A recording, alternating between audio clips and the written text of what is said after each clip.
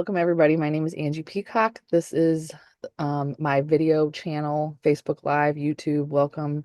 We like to bring conversations, people that are impactful, people that I've worked with, people that are working in the area of deprescribing.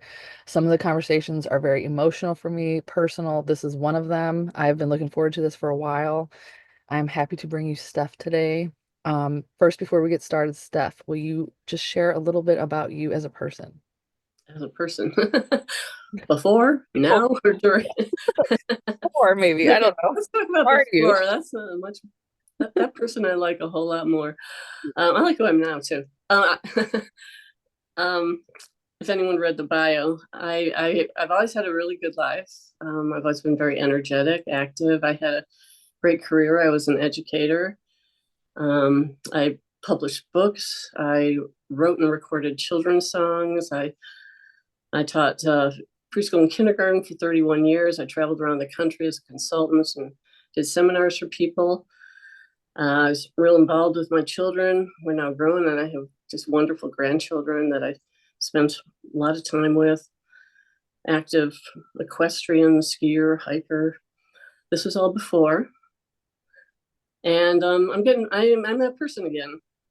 So there's a big gap in the middle, but I always enjoyed life. I enjoyed being with people, Mhm. and Really successful. And I would say, would you say like you were type A, oh yeah.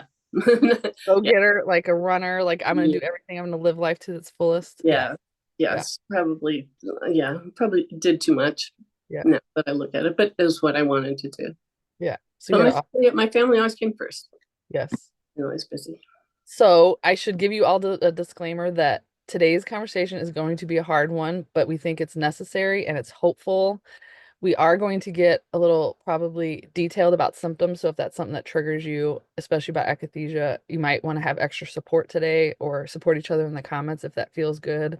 But we do want to talk about it. We don't want to, this needs to be talked about, not only like someone's healing process and what they went through, but to give hope to others who might have it really, really bad while they're at their worst. So this will be a very hopeful conversation too, especially because Steph just came back from France, and that's why it took us a while to schedule the interview.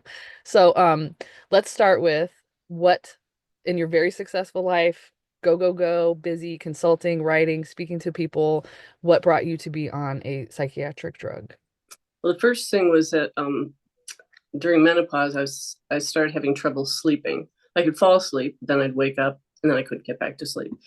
So the doctor gave me Ambien, and Ambien was great. I used it for several years. I can't even remember how long I used it, maybe 5 years or so.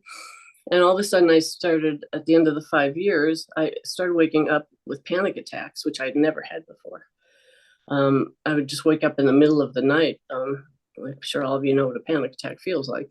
Um, and and I couldn't, it just kept happening. I'd be okay during the day. And then I started having digestive issues.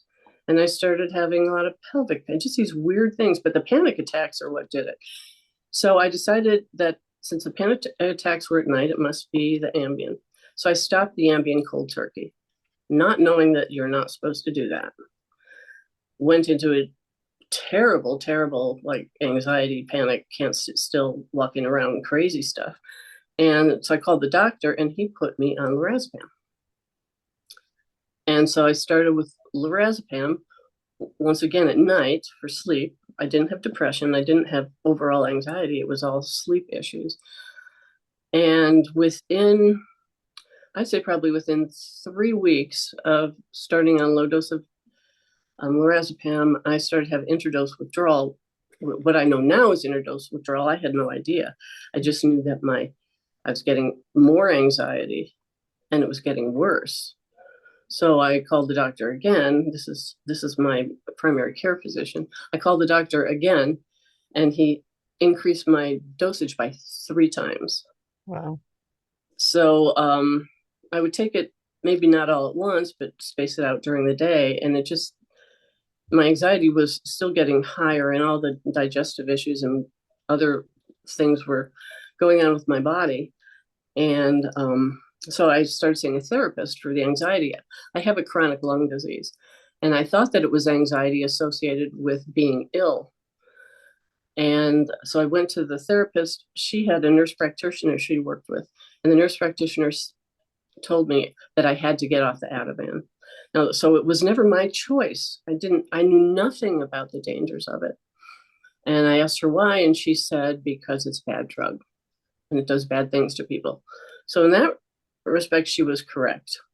However, the way she had me taper was horrible and threw me into just the worst situation ever. She had me cutting the dose by 25% for one day and then back up, and then 25% for 2 days and then back up, then 25% for 3 days and back up. So I was kindling, constantly kindled for 7 months. So that's where then they would have me try different things in between, and it just got worse and worse and worse and worse. So ultimately that led to a cold turkey off of everything, right? Because it's just like, what am I supposed to do?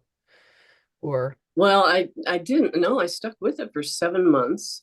She put me on trazodone because she said, "Well, you're going to have trouble sleeping, so let's put you on trazodone."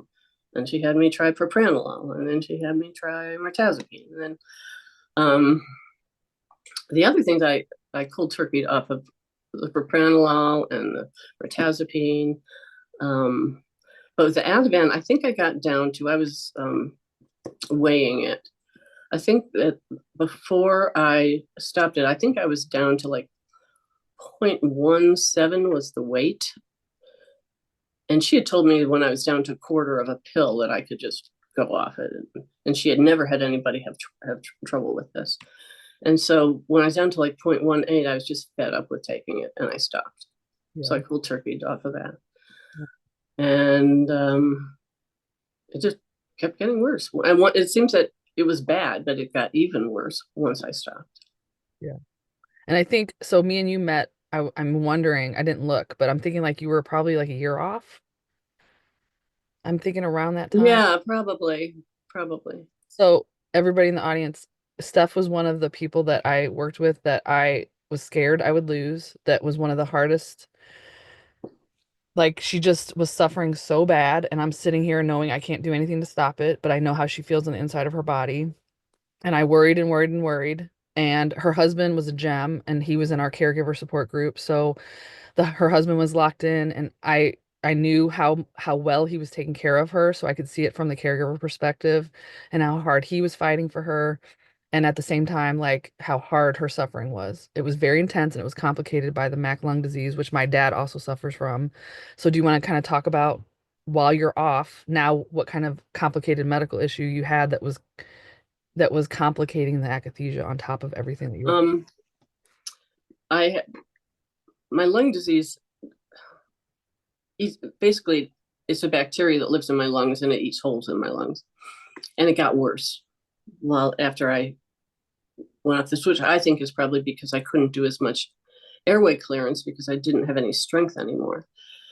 So I had to go on massive antibiotics for a year. Had to go on. At one point, actually, I had to use Cipro. That was before I was off, and that was for a UTI, and that's a long story.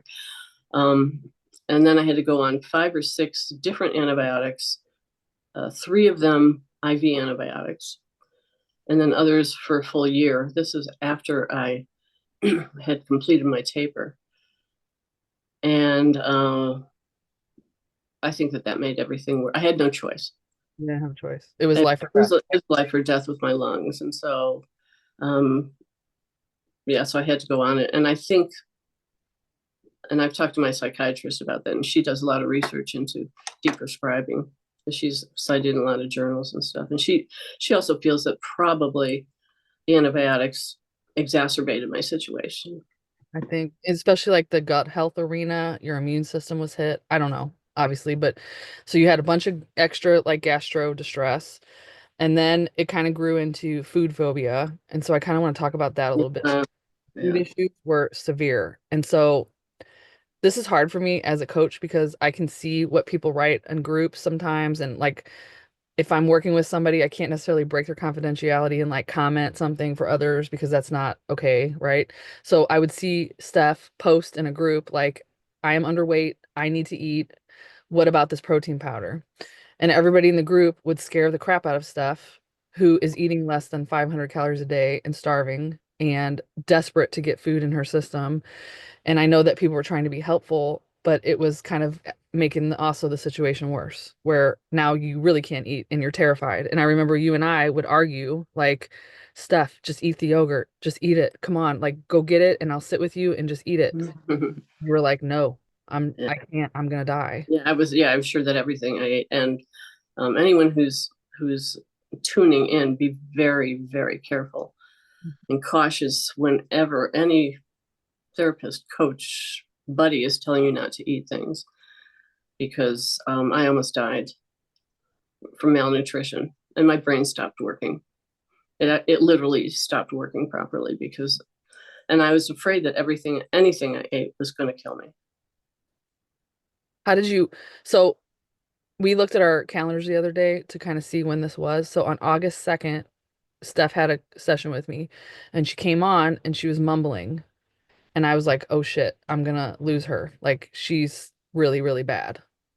And so that was the day I was like the most worried about you of all. Like, even though we've been worrying about you for 2 years, you know? Um, but at that point, it was severe malnutrition, akathisia. Um, like you were kind of at the bottom, like let's just say.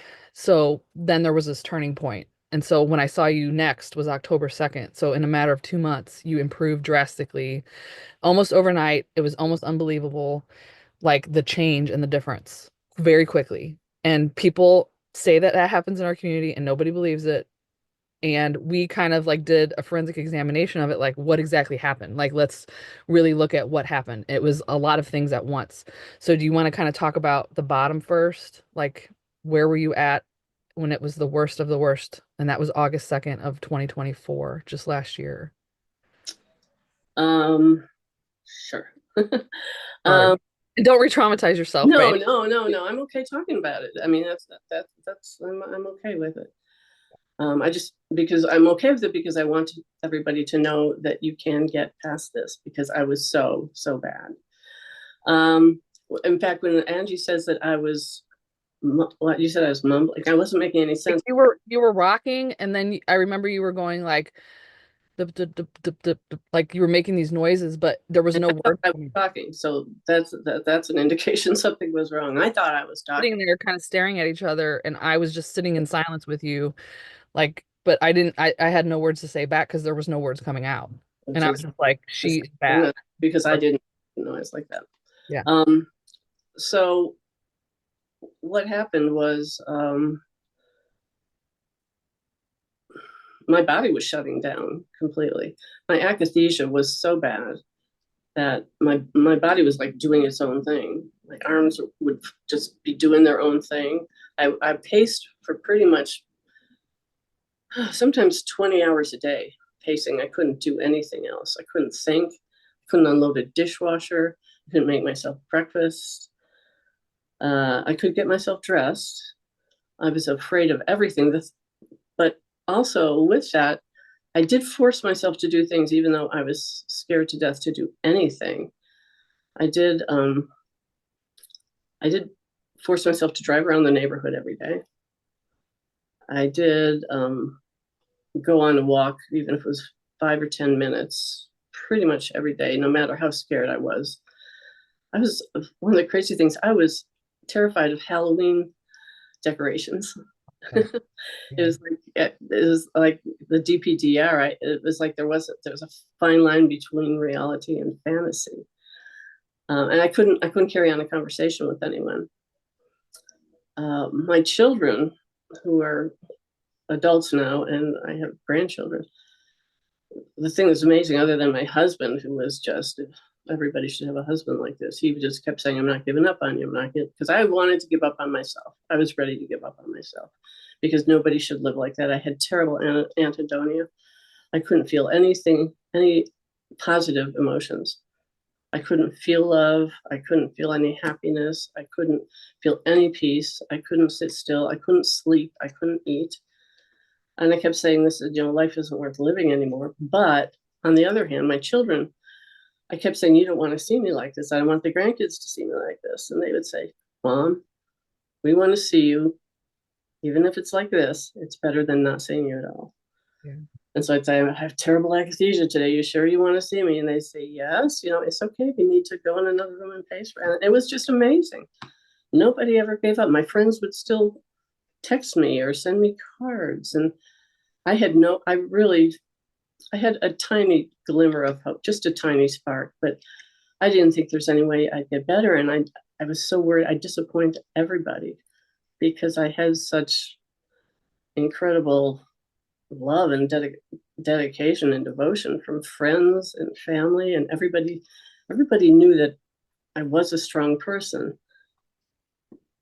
inside the previous person that I was. And they kept saying, you can do this. We know you can do this. You know you can do this. And I kept saying, but I don't know I can do this. That's what I told Angie. Yeah. Angie used to tell me, I said, but I don't know if I can. It was the first time in my life I actually didn't feel like I could do something. So yeah, and by when Angie talked to me, I wasn't even talking to some of my best friends. They would call and I would tell my husband I just can't talk to him anymore.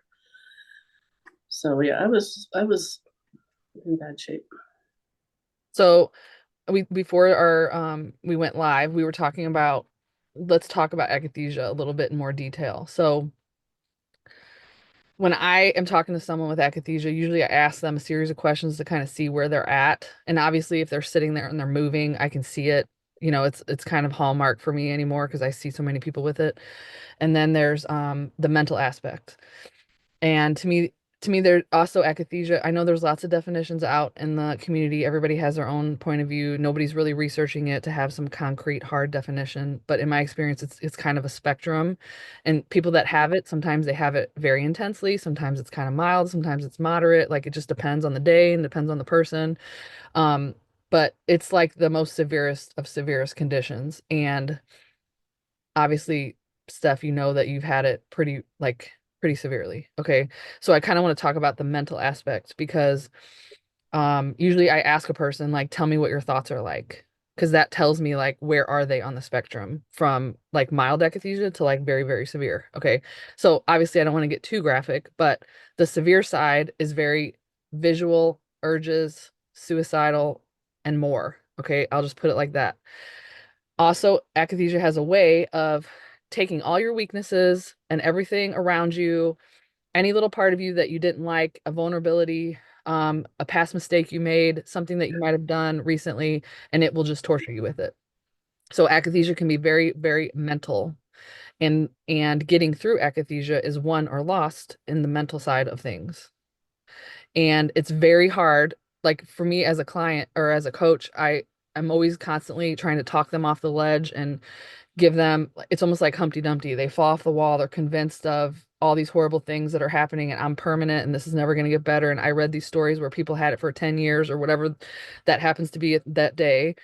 And then we try to like patch you together. And usually by the end of the session, they're a little bit less, and then the second you hang up, here it comes again. So can you talk about your experience from the mental side? Because I'm also remembering maybe a year into talking with you, we lost someone with akathisia and she was very close to you.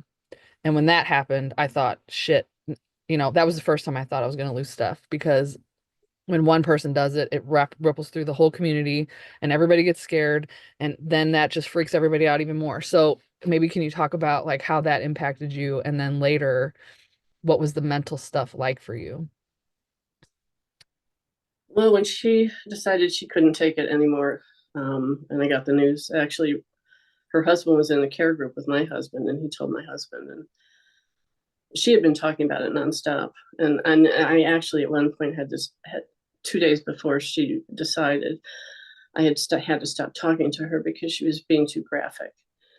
But when it happened, interestingly, no matter how horrible I felt and that nobody should have to live in these inhumane conditions, I remember thinking right away, I will never do that to my family.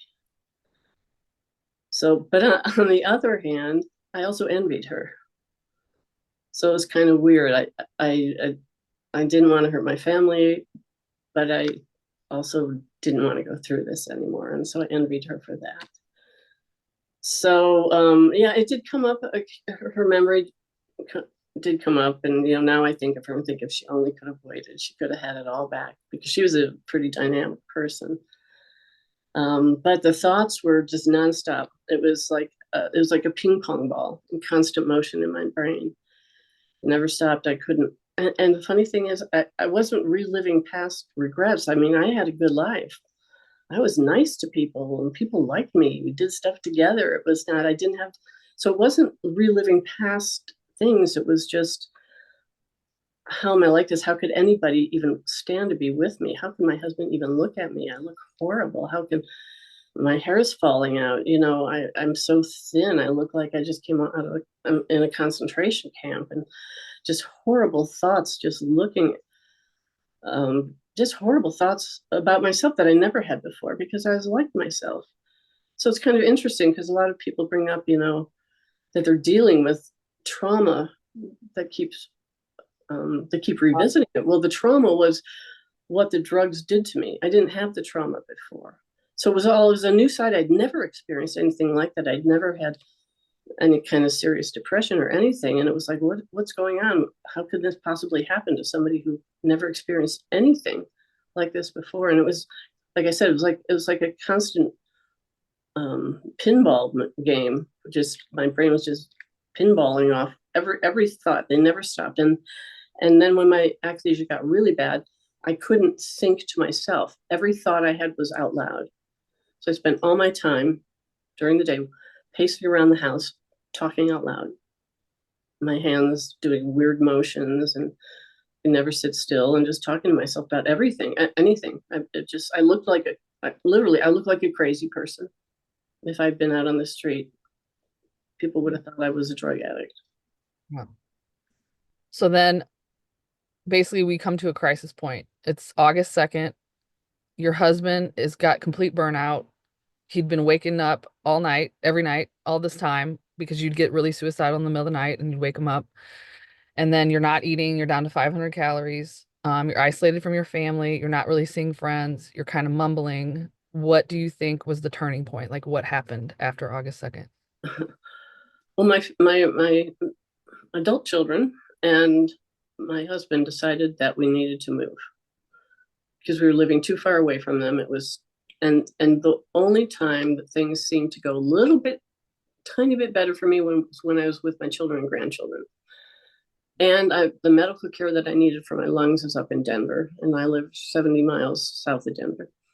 So, against my wishes, he and the kids got together and found a house that I didn't like at all, because I did go up and see the house and I hated it. And my husband's words at the time was, "You hate everything right now."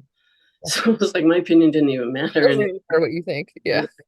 so, so yeah, they found a house up in Denver, outside of Denver. I'm only 5 minutes from my son now, and closer to my daughter, and closer to the hospital. And I thought for sure. I kept saying, "You're. If I was bad before, this is going to kill me. This is absolutely going to kill me." But I wanted to be near the children. I give them that, especially my grandchildren, who are just, of course, the cutest grandchildren in the world. I know. But and so then we moved in the beginning of August, and at first it was worse, because I was in a different place. But it was funny, because all of a sudden things started to change, because I remember looking around going, I'm not looking at everything that I wanted it to be, that I imagined in my life, because the rooms aren't there for the grandchildren. The toy room isn't set up for the grandchildren. We set up everything new. It was like something clicked and said, this is all new. You don't have to be seeing this trauma everywhere. I remember thinking this. You don't have to see this trauma anywhere. There are new things that are going to be built now, and it just started to click. And I was at a lower altitude, which I think did help my sleeping. At that point, I was starting to eat more calories. I still didn't have, I still wasn't enjoying food, or wasn't enjoying anything, but things just started to change. And I told Angie I had to allow that. It's scary when you've been caught in this. Your body has imprisoned you, and your mind has imprisoned you. And all of a sudden, it's like somebody opens the door and you're afraid to step out. And I had to say, it's okay to have a little bit of hope. It's so, you have to be okay because it's scary. It was really scary to start feeling like, oh, maybe things can get better. And I think you told me the other day you were seeing Dr. Ritvo, who's from the Benzo Alliance for Benzo Best Practices. Don't go calling her because she's full. But everybody watching, but I think we made you that referral like a year and a half before or something, like on a whim, like, God, I hope you can get in with her, you know? And so I think you tell me if I'm wrong, but didn't Dr. Ritvo say like, Steph, you are underweight, you're malnourished, your brain is starving. We're going to put you on a feeding tube if you don't eat like right now. And at Yeah. that same time, you had hired a nutritionist, and I didn't agree with all of her advice, but I was like, I don't care. You need to eat food. Like, I don't care what it is. Like, eat. And so when so not only did you move house, and the way that akathisia kind of tortured you at the old house was look at all the things you can't do. Look at all the memories in this house for 45 years that you were married. Was it 45? Well, I was in the house for 35. I've been married for 45. So everything in the house reminded you of your old life and the things you Mm-hmm. couldn't do. And so that was what was kind of torturing you. So now you have this new house, you're starting to get nutrition, and then family support steps in. And then you said something to me the other day, and I didn't ask you, but can you maybe talk about it? But you said something about, I asked myself, like, what is going on in my mind? Like, is there something I can fix or something that I'm doing to myself? Like, what was it that you were talking about the other day? Do you remember? Um, It could just be that you yeah, were, yeah. There was a point where I thought I had some other medical incidences when we moved. I had something called pseudo gout, where and I was still had akathisia at that point, and was hating everything about this house. Other than I did like seeing being close to my grandchildren. Once again, that was the one thing I could I looked forward to. It was scary for me to see my grandchildren, but I still look forward to it. But so I had pseudo gout and had to get a steroid injection, which I kept saying I didn't want. I didn't want to have a steroid injection, and said, "Well, the pain is just unbelievable with gout." So I had that, and then I had a torn retina, and I had to go through all sorts of procedures to get that fixed. But I had this akathisia, but I got through it, and then I started seeing my children more, and I started watching them play, and I thought, they don't care. They're thrilled that you're up here. It doesn't matter that you're not living next to the mountains. I live 5 minutes away and they could visit. And I thought, now if my mind could get me through the pseudo gout and the steroids, and I was fine, and getting my torn retina repaired while I had akathisia, and my grandchildren are enjoying visiting me. There has to be something my brain can do to, if my brain can make me that sick and afraid of eating, it's also got to be a way that I can convince it that it's things can be okay. Or I couldn't have done that before. When I was really, really, really bad, I tried to, even though I would say, talk to Angie, and she'd keep saying, "You're going to be okay. You're going to be okay." But somehow it's just kind of, I don't know. It's just hard to. well, I think what you're speaking to, this is what I noticed. It's like akathisia has a way of taking you down the toilet. And if you stay in the bottom of the toilet and you massage all those thoughts and you make them very real, I'm not even saying that you even have control over it, but it's like you have to purposely push other things in there or this part will just take you down. That's my point of view. What do you think? Like, did you feel that? Yeah, well, I felt it definitely, the whole time with the akathisia, I had no control over myself. And my husband was always reminding me, remember, you're a control freak, which, yeah. And having no control over anything anymore. My brain, this weird brain that wasn't, it's like it wasn't my brain. It was like an alien brain had taken over everything. And and that somehow I was able to, I remember going back in my mind thinking, when you were 3 years old and you wanted to ride a two-wheeler, you made yourself do it. You just went on it. So you're strong. You're still in there. Somehow there's this really strong person. And honestly, the nutrition was a huge part of it. And even Dr. Ritvo says if I hadn't started eating enough calories and eating properly and getting the right nutrition, chances are I could not have made this change. So with the nutrition getting better, and I just started saying, it's okay to feel this. It's okay. You're going to be okay. And then I'd start having a few windows And then it just started getting better. And probably within 3 weeks, I was feeling good. I was going from thinking I wasn't going to be here anymore. And 3 weeks later, starting to feel good and listening to music again and playing music and playing with my grandkids, and things weren't so scary, driving more, even though I was scared. So if I was scared, I'd just say, okay, you can do it. You don't have to do it for an hour. Do it for 3 minutes, and then do it for 5 minutes. And I think what happened was that over 3 years of deterioration, I think I had part of it was that once the total of neurological effects of the drugs and the malnutrition, once those were gone, I think I had gotten into some bad habits, if you can call them habits. I think that I had to retrain my central nervous system because its default was to not be able to function. And I had to tell it, but you can function now.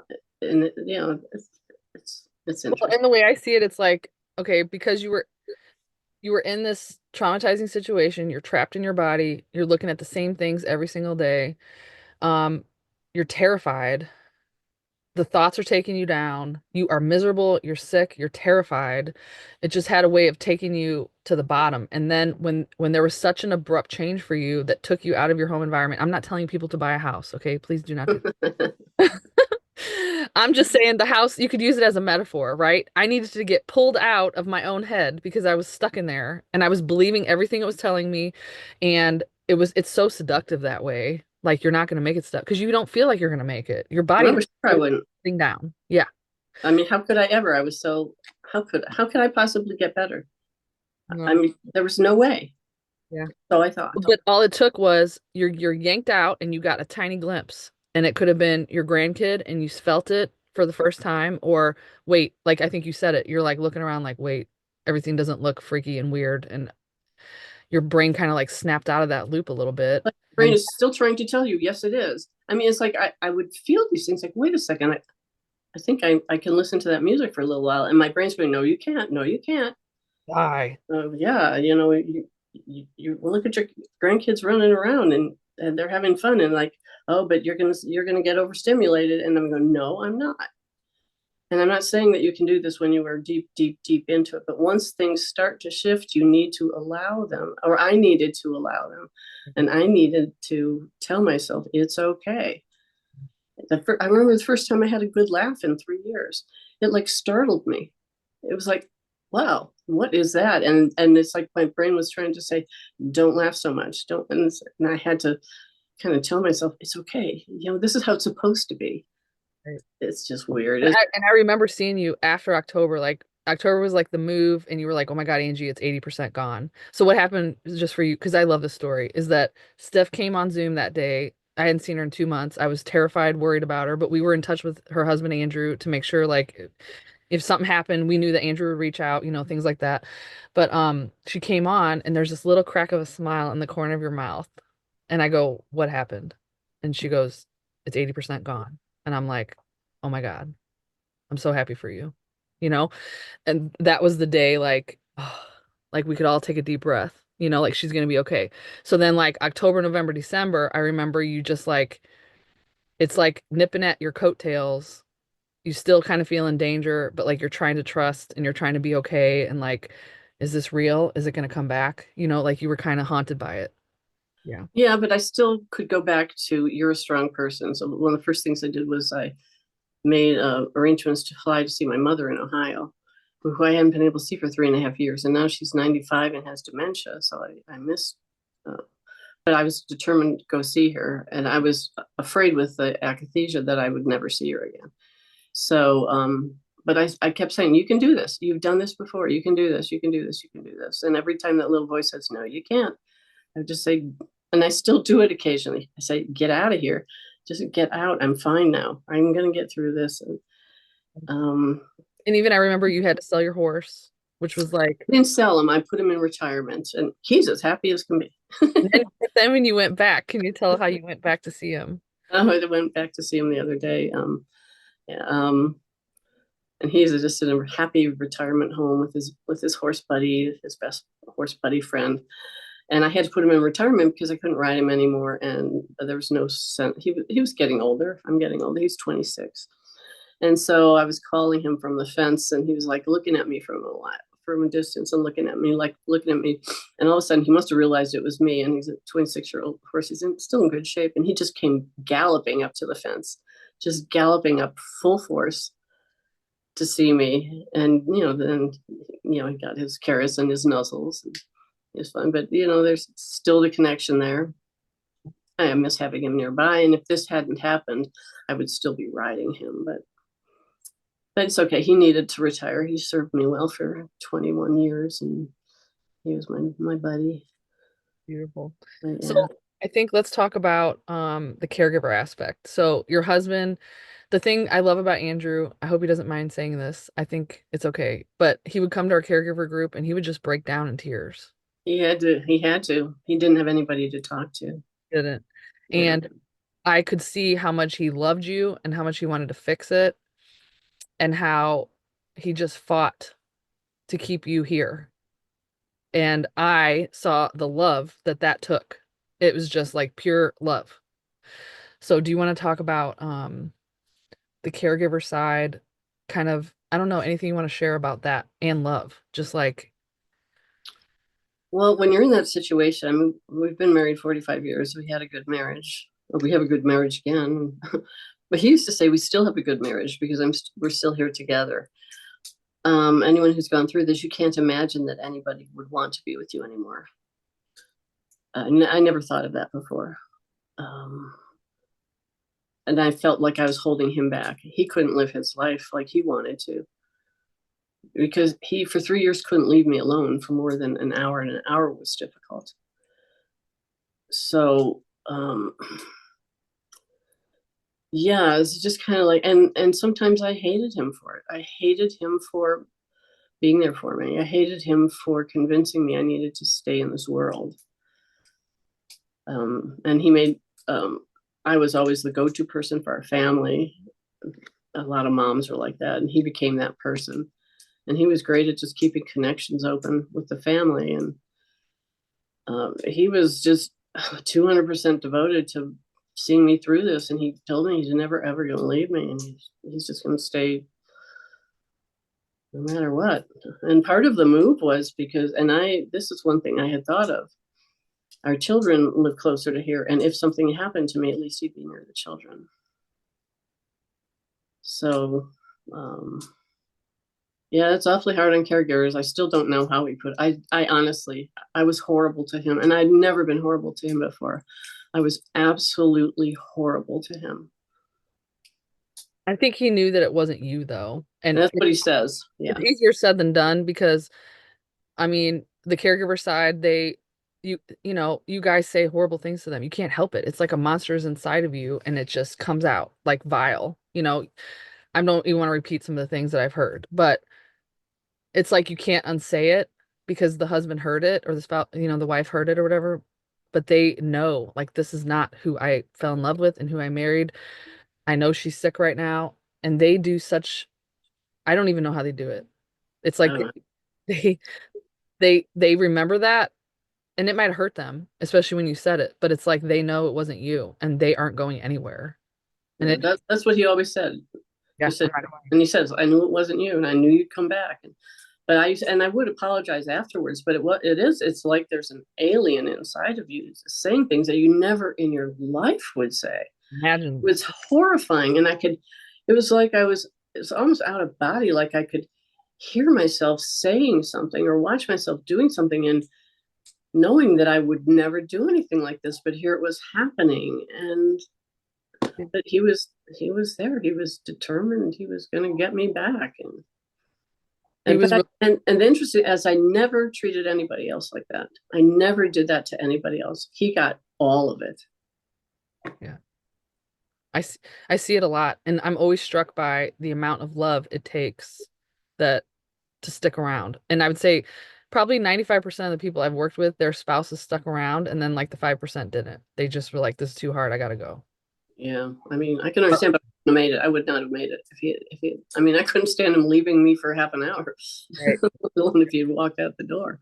Exactly. So that takes us to October, and I would say like probably your first Christmas without akathisia. What was that like? I'm trying to. I don't even remember what we did. Okay, well, we don't have to go there. So Just take me I from mean, we did then. something. We did I stuff. I mean, know we were with our kids, yeah, and I know that we went up actually after uh, Christmas. We celebrate Christmas and Hanukkah. I'm Jewish. My husband uh, is not Jewish, and so we celebrate like Jewish holidays and the other, Monica. and so they were on the same. They were on the same date this year. So yes, we did get together with all the kids and grandkids, and then we went up to my daughter's family has a house in the mountains. We went up there, and I just I was going to ski again. So I went from barely being able to do anything, and I strapped on those skis, and I was nervous, but I thought, you've done this before. So we went up there during the holidays, and I skied again, and it was like I was telling my grandson who's 9 now. I said, and I was taking it pretty easy. And I'm at 69. I'm always going to take it easy skiing now. But I said, I don't even care if I go fast. I just want to see the beautiful mountains and be and feel the wind in my face. And that's the really important. He thought that was so cool that you could just kind of be up here and just enjoy it, and not have to think about doing anything fantastic. Just be in the mountains and just enjoy it. And be outside in the cold. yeah, and it was just wonderful not having to feel that horror. I always wanted to see my kids and grandkids, and I knew it was okay when I got there, but I also dreaded it because those feelings and feeling like you're disappointing them all the time, and everything terrified me. As with many people with akathisia, taking a shower was just horrible.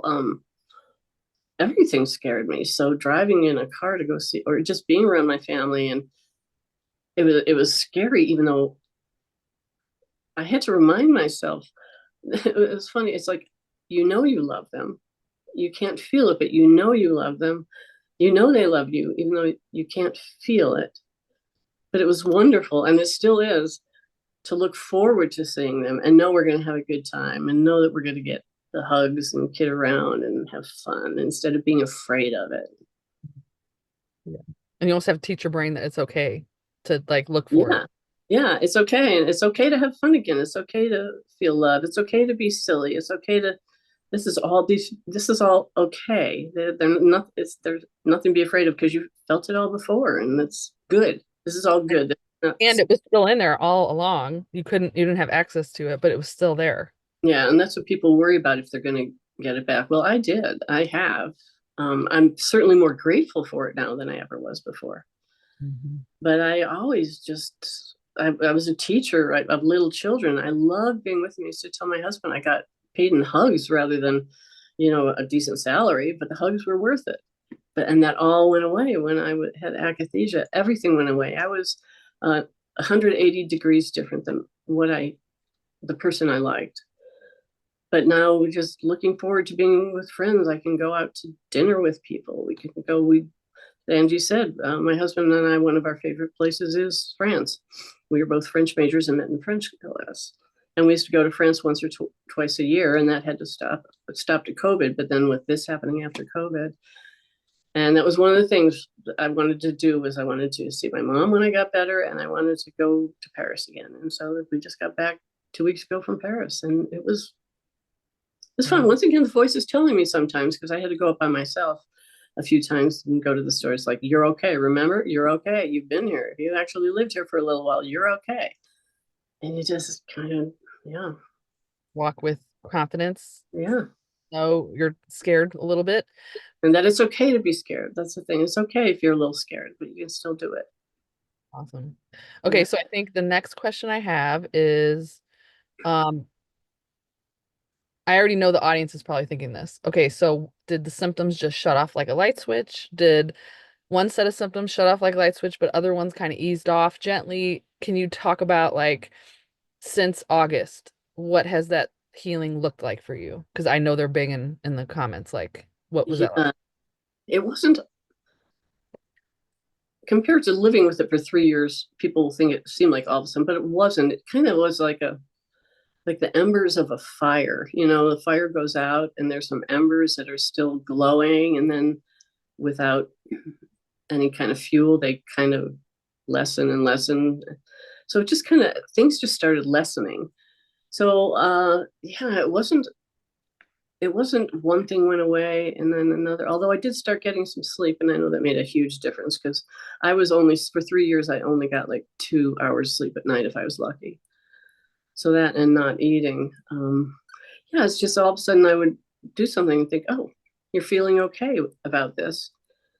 So the akathisia started to lessen, and then it became almost gone. It just kind of like, it was like everything, it was like it just sizzled out.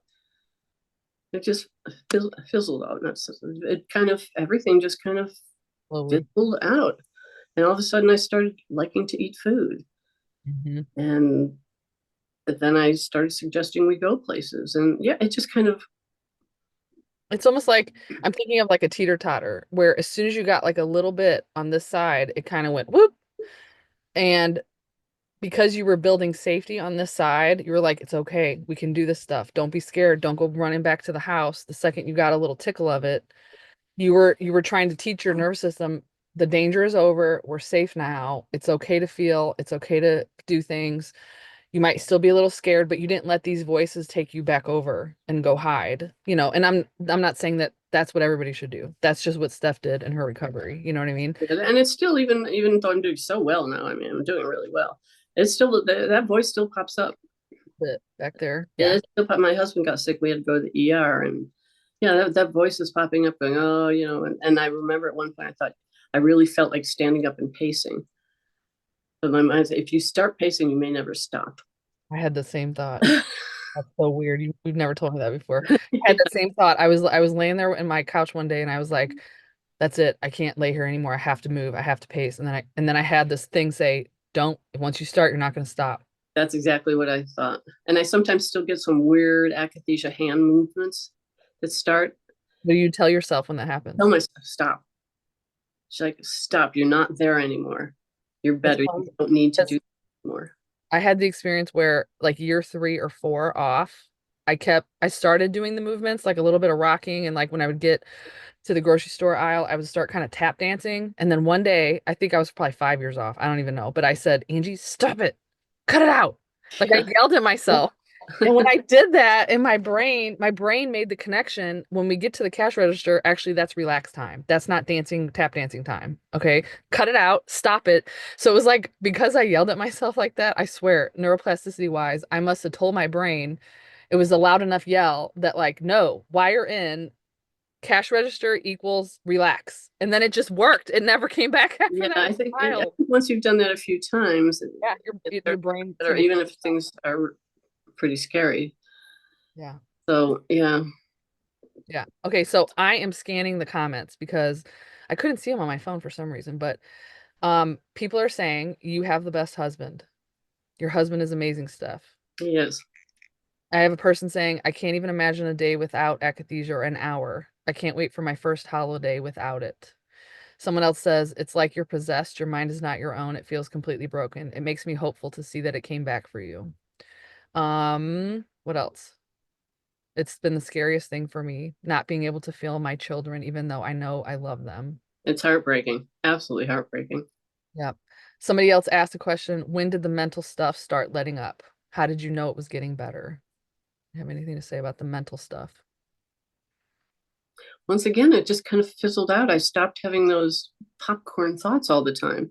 I could sit and watch TV for a little while, or I could actually make my own breakfast. Mhm. It just slowly over a 3 or 4 week time just lessened. And I thought, whoa, I can actually do something now. Let's talk about really quick the S word. Um, and you and I talked about this privately, but when somebody is extremely suicidal and I am talking to them, generally I let them talk. I want to hear it. I want them to express it and what they're feeling and what's telling them and all these things. And then I usually either remind them of what they're doing, or try to help them see the perspective of the big picture, or help them know that like sometimes it gets really bad before it gets better. Like you don't want to make a permanent choice like in this temporary situation. I understand how hard it is, and I'm still going to vote for life, and we've lost people and it's broken my heart too.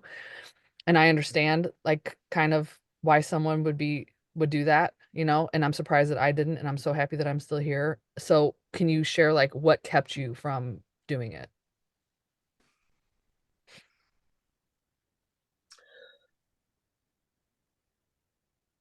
Well, two things. One of them is, no, three things I'd say. Excuse me, I have hay fever. One of them Yeah. was that I did research it. I'm sure a lot of people do. It's more likely you're going to be unsuccessful than successful. And I didn't want to take a chance of being unsuccessful and having to live even more debilitated than I was. That was part of it. I'm afraid of pain. That was part of it. I didn't want to, and anyone who's thinking of this, I think we're all agree, we don't want to die. We just don't want to live with the pain we're living with. I knew that if I could get better, that a good life was there for me. And I think probably the biggest thing, takes a big breath,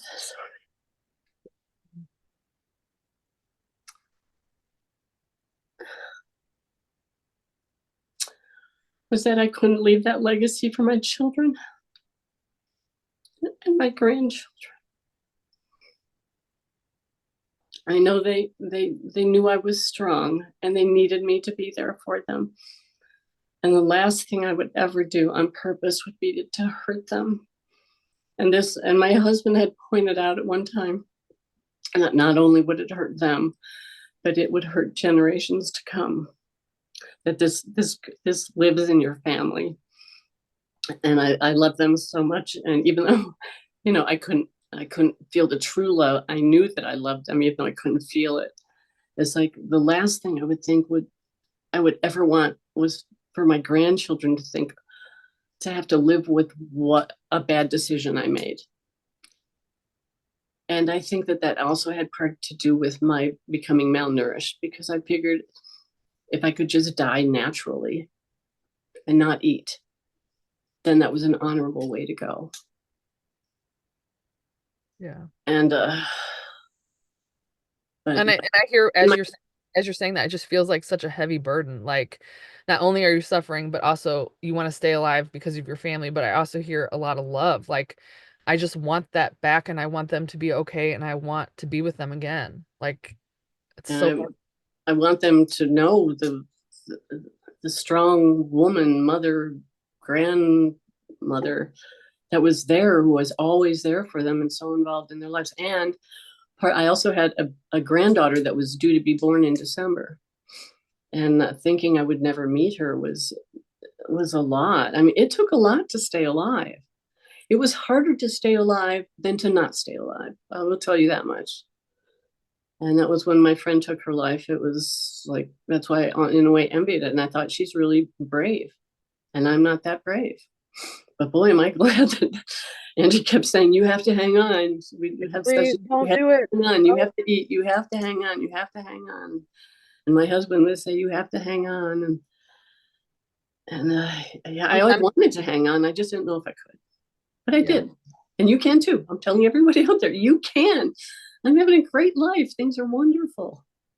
Yeah. And I think when you came back and said, I'm so much better, oh my God, I can't believe it. And you were like, Angie, thank you for helping me hang on. Like, I didn't believe you. I just, you just Yeah. fought. And it was like a minute to minute fight. Like, can we talk about that really quick? Because a lot of people will say, you don't understand. My akathisia is so bad. I can't do this one more second. That's how I felt. You felt the same way. So Once what it got wasn't you even a minute. It wasn't even a minute by minute. It was second by second.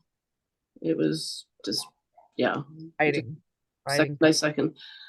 and hoping every night I'd go to bed and I would either wish that I would miraculously not be here or that it would be gone. And then I'd wake up in the morning and I'd go, oh shit, I'm still alive. Yeah. And I'm sure a lot of people can relate to that. And honestly, the akathisia and the anhedonia were the two worst things.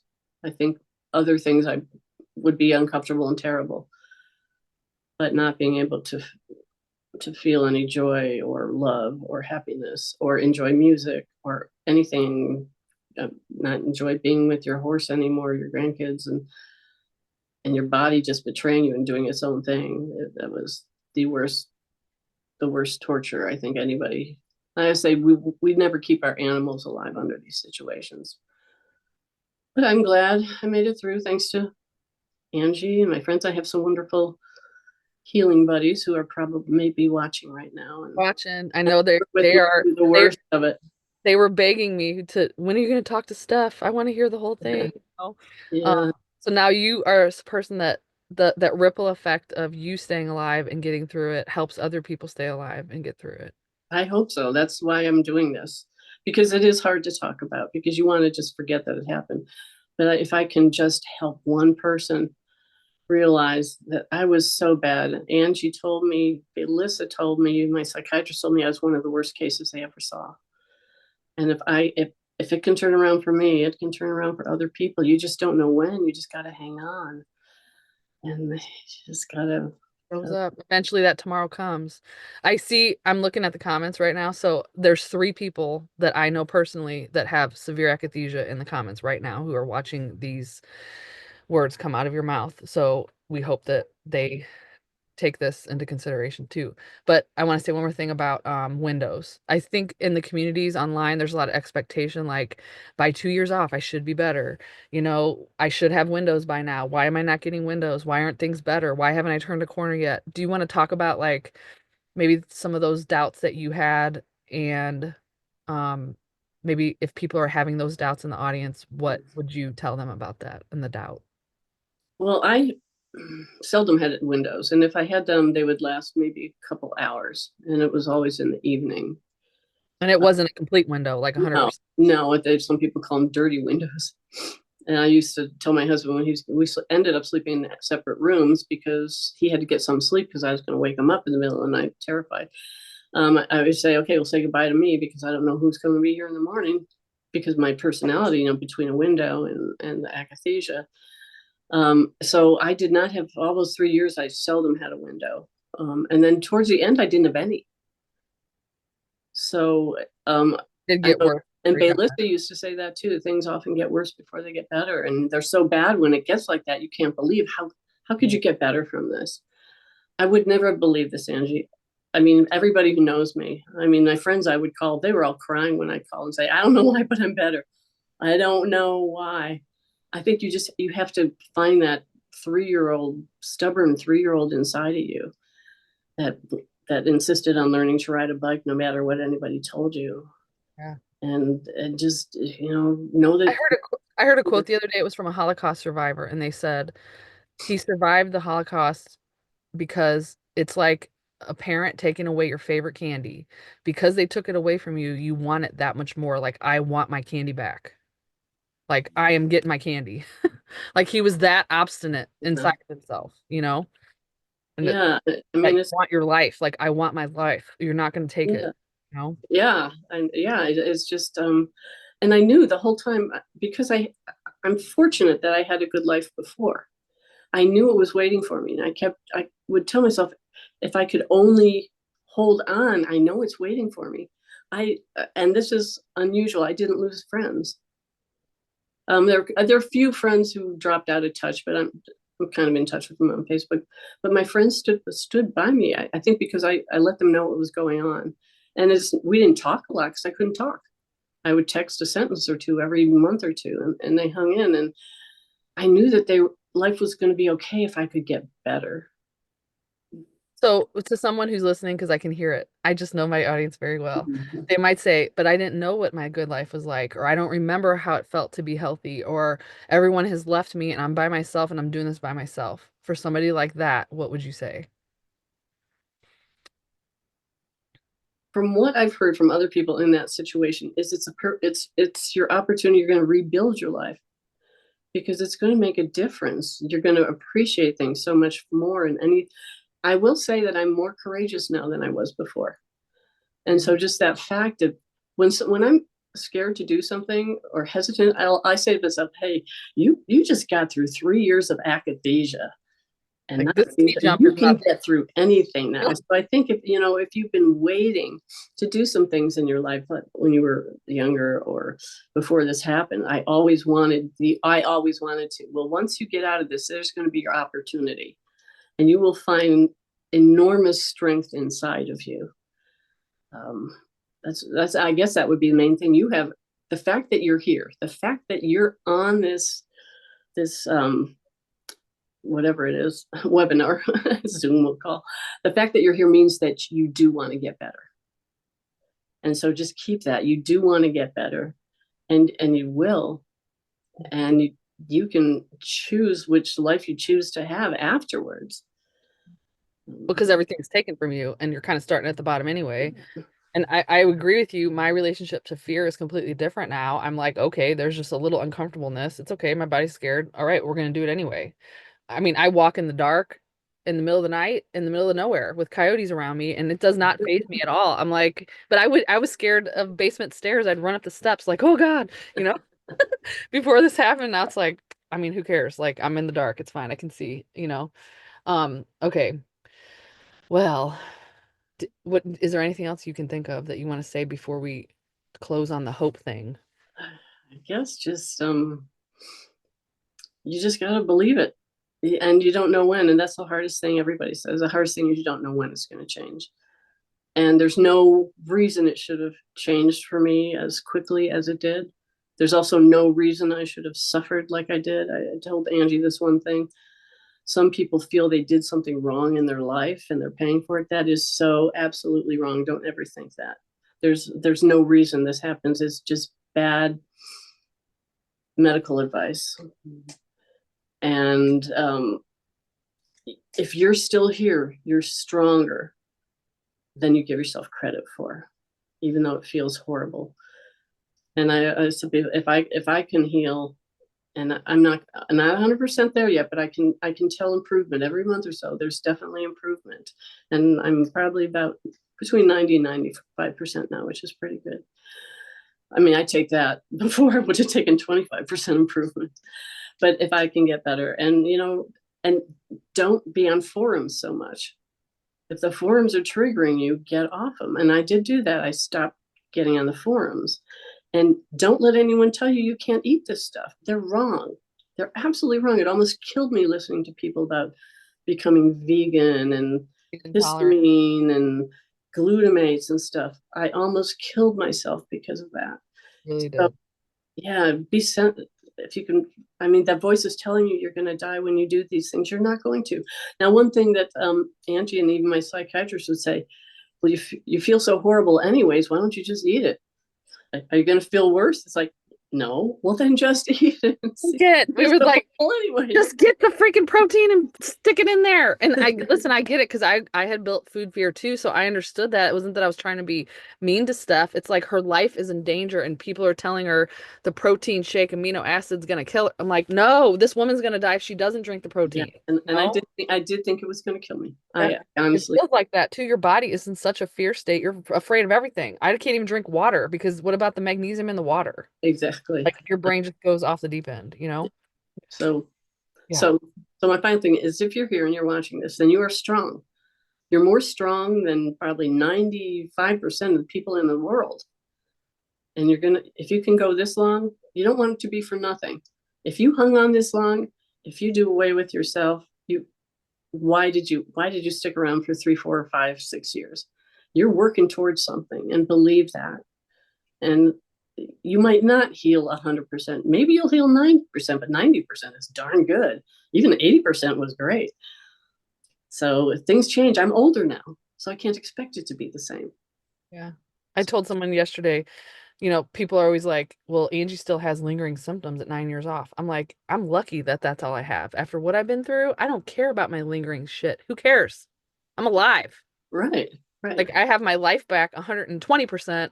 So who cares about a little bit of residual? I could care less, you know?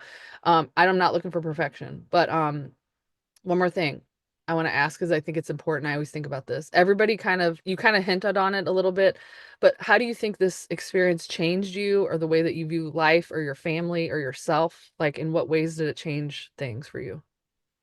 Well, one thing that changed, of course, was realizing how much everybody loves me.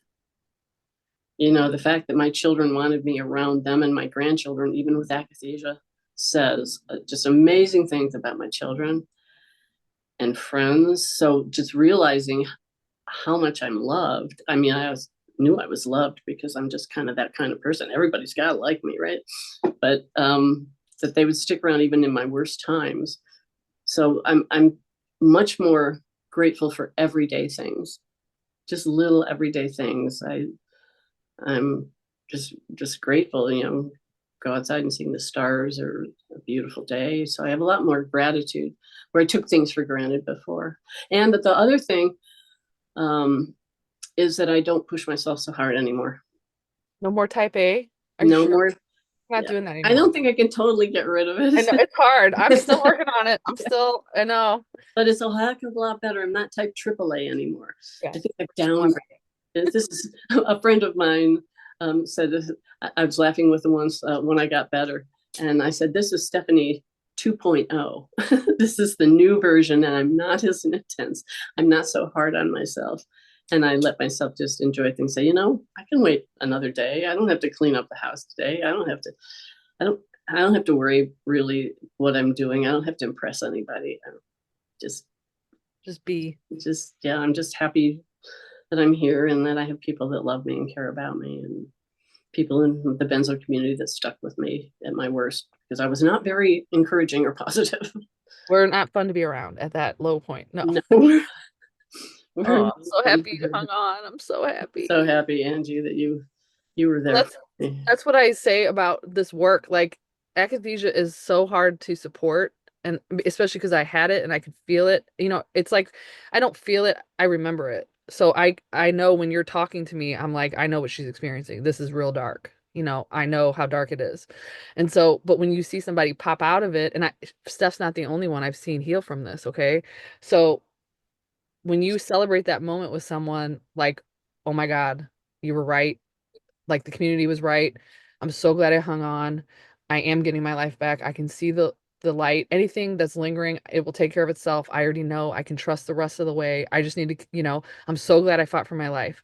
That to me for you was like the best moment. Like, oh my God, it's real. It's starting to come. You know, Yeah, I've told my husband many times, thank you for keeping me alive because he did. He kept me alive when I didn't want to be. totally. So my last question always for every single person that I have on the channel is, what hope can you leave with the audience for people that are listening? What hope would you give them? I mean, you're a pillar of hope, but You see the smile on my face? That gives you hope. I didn't smile for 3 years. I didn't laugh. I mean, but it's there. I know a lot of people, including me, you're afraid that even if you heal, will you come back to who you want to be? And yes, you will. And if you wanted to improve yourself, it's a great opportunity. It's all going to come back. And it's hard to wait it out and it's hard to believe. But Angie's seen it happen. And I mean, I'm the only one I personally know who's healed from such severe akathisia. But just know that there's a lot of good stuff out there once after you make it through. And they all said it and I never believed it.